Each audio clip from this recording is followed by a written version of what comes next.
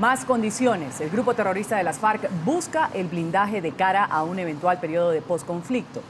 Si se firma un acuerdo de paz que negocian en La Habana con el gobierno de Colombia desde hace casi 3 años. Esta vez la organización criminal intenta, con 2 polémicas propuestas, llegar a la palestra política, tener voz y voto y también inmunidad, sin ni siquiera constituirse formalmente como una organización partidista. Su idea es garantizar para los cabecillas curules en los foros legislativos del Estado, es decir, una presencia en el Congreso, en las asambleas y consejos locales. El presidente Juan Manuel Santos, en diálogo con la directora de NTN 24, Claudia Gurizati, el pasado 15 de julio, negaba esta posibilidad. Hasta ahora y después de la lectura del reciente comunicado de las FARC, aún no se ha pronunciado. Señor presidente. Los escenarios de un eventual posconflicto. No cesa la polémica tras los acuerdos sellados en La Habana y la posición fijada por el grupo terrorista de las FARC en medio de los diálogos de paz con el gobierno colombiano. Este fin de semana, una declaración de la organización criminal sorprendió a muchos. Pide tener vía libre para llegar al Congreso Nacional, asambleas regionales y consejos. No a través de una participación política gradual, sino con cupos directos y sin consulta popular. De curules en el Congreso de la República durante al menos 2 periodos, así como en asambleas departamentales, consejos municipales. Es un planteamiento unilateral. El gobierno de Juan Manuel Santos hasta ahora no ha fijado posición. 4 meses atrás, en entrevista con la directora de NTN 24, Claudia Gurizati, el mandatario negó que lo que ahora aparece como una posibilidad fuera viable. Por el hecho de firmar la paz, las FARC van a tener una curul gratis en el Congreso. Gratis no. Entonces, se la tienen que ganar. ¿Tiene que ir a campaña? Tiene que ir a campaña. Sumado al muy criticado plan de justicia transicional, este proyecto ha generado diversas reacciones a lo interno. La oposición política, en su mayoría representada por el Partido Centro Democrático que lidera el expresidente Álvaro Uribe Vélez, considera que se trata de una muestra más de la búsqueda de paz con impunidad. Para nosotros sigue siendo una infamia y una vergüenza que el gobierno de Juan Manuel Santos le siga aceptando concesiones a la FARC. El 85% de los colombianos se oponen a que le den curules directas a la FARC en el Congreso y muchísimo peor, que los bandidos de la FARC exijan que no van a ser extraditados jamás a ningún otro país. A poco más de una semana de cumplirse 3 años del inicio de la negociación en la que participan Cuba y Noruega como países garantes y Venezuela y Chile como acompañantes, 2 partes lucen como viento que disipa el humo blanco. Esta imagen, sorpresiva y que parecía definitiva, quedó en una foto del momento. La creación de una jurisdicción especial que se creía sellada aún no es tema definitivo. Después de que el presidente colombiano estableciera el pasado 23 de septiembre un lapso de 6 meses para la firma del acuerdo final, los negociadores de la FARC dicen que aún ese tiempo no ha empezado a correr. Preguntas que quedan en el aire, fechas escritas en papel, la palabra empeñada frente a un país que espera haber cerrado un ciclo de 50 años de guerra y dolor. Ese calificativo de eventual que aún no logra separarse de la ansiada paz. 7:12 en Colombia. Vamos a saludar hasta ahora a Juan Daniel Jaramillo, abogado internacionalista que ha ocupado altos cargos en la rama administrativa y judicial de la Organización de Naciones Unidas y también ha colaborado activamente en el acuerdo con sus opiniones expertas en el desarrollo del proceso de paz que se lleva a cabo en Cuba. Un buen día, señor Jaramillo. Gracias por estar con nosotros aquí en la mañana de NTN 24. Muy buenos días. Muchísimas gracias por la invitación. Señor Jaramillo, y primero empezar preguntándole si tiene asidero esta solicitud de las FARC de obtener curules directos.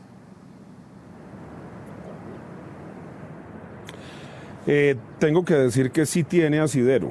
Hay que mirar lo que han sido los procesos de paz en otros lugares del mundo. No es sino mirar desde 1999, año 2000, cuando se inicia en sus funciones plenas la Corte Penal Internacional.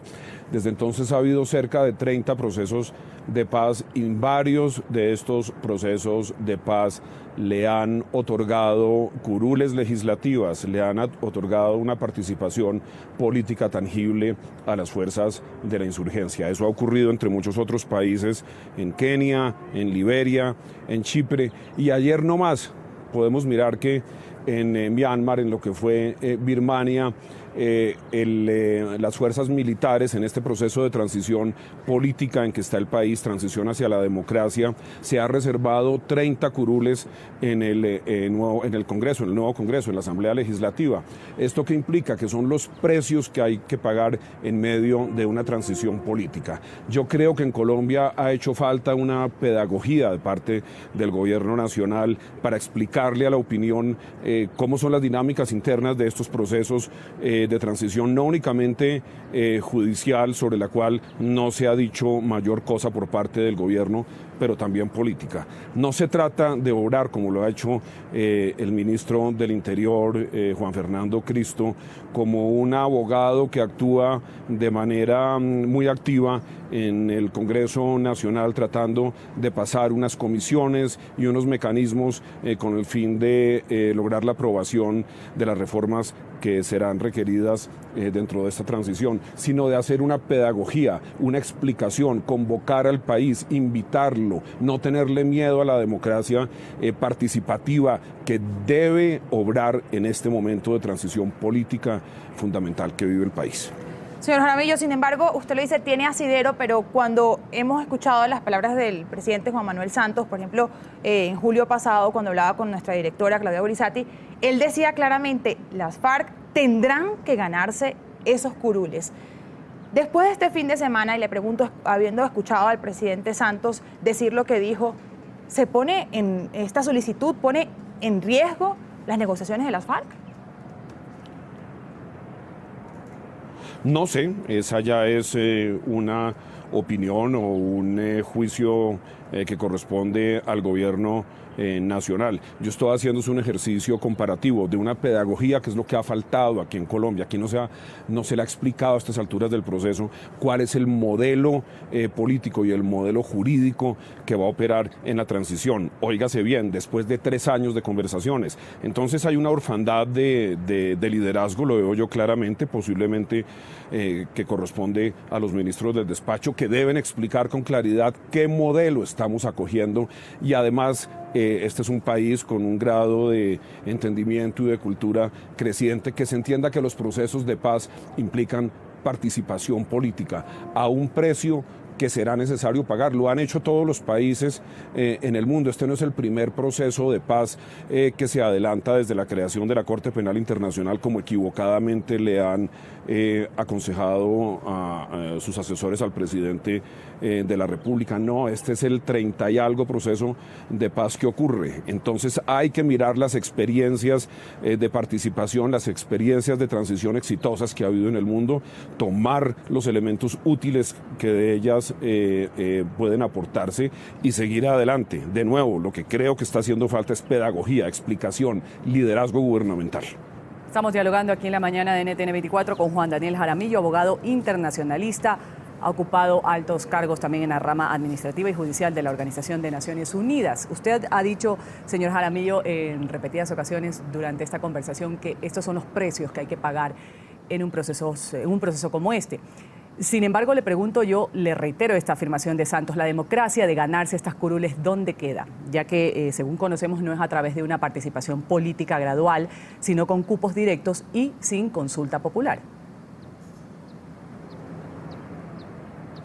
Esta es una decisión que corresponde al presidente de la República. Yo estoy invocando ejemplos que se han presentado en el mundo en los últimos 25 años y apenas unos cuantos ejemplos. Reitero, ayer hubo uno en Myanmar, la antigua Birmania, en Asia, donde el precio político que la sociedad civil, que el precio político sí puede llamarse, que la sociedad civil está pagando dentro de esta transición es el otorgamiento de 30 curules en una asamblea legislativa. Creo yo que de 100 personas deben permanecer en cabeza de los militares con el fin de asegurar una transición pareja y ordenada. hay precios que es preciso pagar y yo creo que al país no se le está explicando bien este hecho. Hay precios que pagar dentro de los procesos de transición política y judicial con miras a una justicia prospectiva que mire hacia el futuro y que evita que las futuras generaciones sean las que tengan que pagar la continuación de unos ciclos de violencia que han castigado al país y que han tenido unos impactos muy negativos en la economía y en otras ramas del quehacer nacional. Justicia prospectiva, un tema en el que usted además, según que estoy leyendo en este momento en el diario El Espectador de Colombia, usted, en textos escritos por usted sobre el tema, fueron tomados en cuenta dentro de este acuerdo de justicia al que se alcanzó entre el gobierno colombiano y el grupo terrorista de la FARC. Señor Jaramillo, le consulto porque este texto que salió a la luz este fin de semana también tiene otra parte y es la protección de la FARC. Se quieren garantizar que no sean extraditados luego de esta firma del acuerdo de paz. Sin duda genera menos polémica que la asignación directa de curules, pero le pregunto internacionalmente, en el marco legal internacional, con los acuerdos que tiene firmado Colombia con países como Estados Unidos, ¿cabe esta posibilidad de negar la extradición luego de la firma del acuerdo de paz?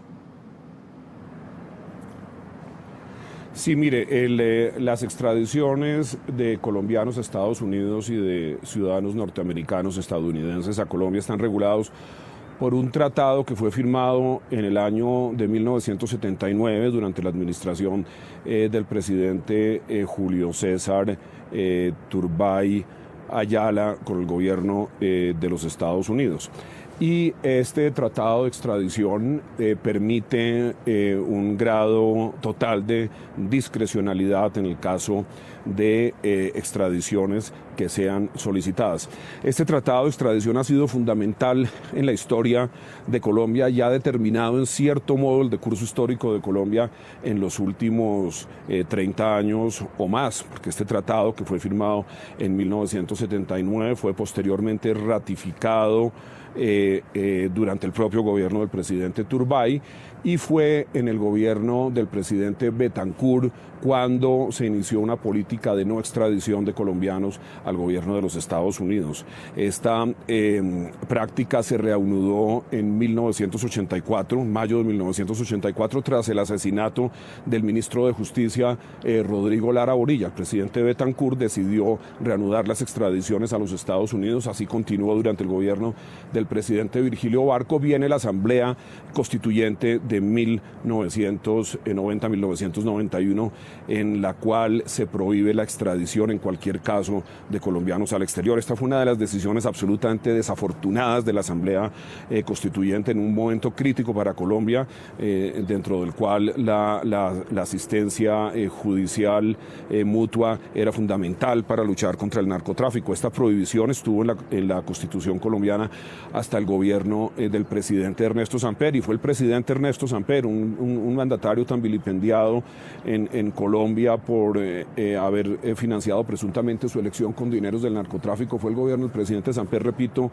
el que introdujo la modificación constitucional que permitió de nuevo la extradición de colombianos al exterior. Esto está ocurriendo desde fines de la administración Samper. El gobierno del presidente Uribe utilizó de manera activa el procedimiento de la extradición, que continúa en este momento durante la administración Santos. Pero la extradición en este momento, en caso de un diálogo de paz, de unas conversaciones que se adelantan con un grupo guerrillero, debe ser mirada con inmenso cuidado, porque la extradición que pese sobre miembros de las FARC, de la dirigencia de las FARC, con fundamento en imputaciones de delitos de narcotráfico, pues son naturalmente viables y más que entendibles. Entonces, el gran reto del gobierno en este momento es empezar a mirar las conexidades, las relaciones entre narcotráfico, que es un delito común, y la gran sombrilla del delito político que los ampara. Es un análisis jurídico sumamente serio, con implicaciones jurídicas que el gobierno debe debe empezar a hacer. No sé si lo ha hecho, debería haberlo hecho ya y debería estar habituando a la opinión pública ya a una posición en este sentido. Yo creo que sobre esto se han dado largas que están perjudicando el proceso de paz. Deberían tomarse decisiones más expeditas en este sentido. Pero desde el punto de vista conceptual, desde el punto de vista jurídico internacional, la suspensión de extradiciones es absolutamente viable. El tratado de 1979 no impone la obligatoriedad de estas extradiciones una vez se han cruzado las solicitudes respectivas. Hay finalmente una decisión, una potestad soberana que corresponde al gobierno nacional. Señor Jaramillo, ya desde Colombia justamente se conocen reacciones a este documento entregado por las FARC el fin de semana. Lo voy a invitar a escuchar a congresistas del oficialismo, de la oposición, que coincidieron en que el texto es prueba de que la reunión en La Habana no dio los resultados esperados. Vamos a escucharlo. Deja claro que las FARC ya no están confiando tanto en el señor Humberto de la Calle y que se sienten traicionados al decir que se escribió en ese documento, en ese texto, documento en desarrollo. Básicamente dicen que si no les cumplen los 75 puntos del acuerdo firmado de justicia, se iría a un fracaso este proceso. Que ese es un documento leído para una comisión de congresistas. Y ojo, lo primero, eso fue una comisión autónoma, no la mandó el gobierno. 2, ellos no pueden ir a negociar absolutamente nada, pueden ir a escuchar cosas como las que le dijeron. Y 3, queda claro con esa carta como algo con algunas cosas que uno se había enterado la semana pasada de que esa reunión y ese viaje salió demasiado mal. Bueno, ya estábamos con estas posturas, tanto del oficialismo como de la oposición. Y a poco más de una semana de cumplirse estos 3 años del inicio de negociaciones en las que participan Cuba, participa Noruega como países garantes, Venezuela y Chile lo hacen como acompañantes. Usted hace un momento me quedé con una idea que quiero desarrollarla un poco más. Usted dijo, el gobierno debe concentrarse en no dar largas que perjudican este proceso de paz, decisiones más expeditas. Básicamente, ¿a qué nos referimos con esto? Me refiero a que hay acuerdos en ciernes. El acuerdo de justicia, hasta donde entiendo yo, fue firmado, como ha dicho una de las personas que me acaba de anteceder en el uso de la palabra, fue firmado, aunque se colocó por parte del gobierno nacional la aclaración de que era un documento en desarrollo. Pues si está en desarrollo con mayores veras y con mayor necesidad, debe concluirse cuanto antes, porque hay una expectativa en la opinión pública, hay un interrogante sobre qué contiene realmente este acuerdo, y el hecho de mantenerlo oculto, de no explicarlo, puede terminar afectando de una manera bastante clara y negativa el proceso. Yo le quiero hacer la aclaración que yo no soy representante del gobierno, ni mucho menos. He hecho aquí críticas clarísimas a algunos de los pasos que ha dado. Vamos a agradecer a Juan Daniel Jaramillo, abogado internacionalista que ha ocupado altos cargos en la rama administrativa y judicial de la Organización de Naciones Unidas, por haber estado con nosotras aquí en la mañana de NTN 24 tratando este tema que sin duda seguirá teniendo mucha tela que cortar. Gracias y feliz día. Muchísimas gracias.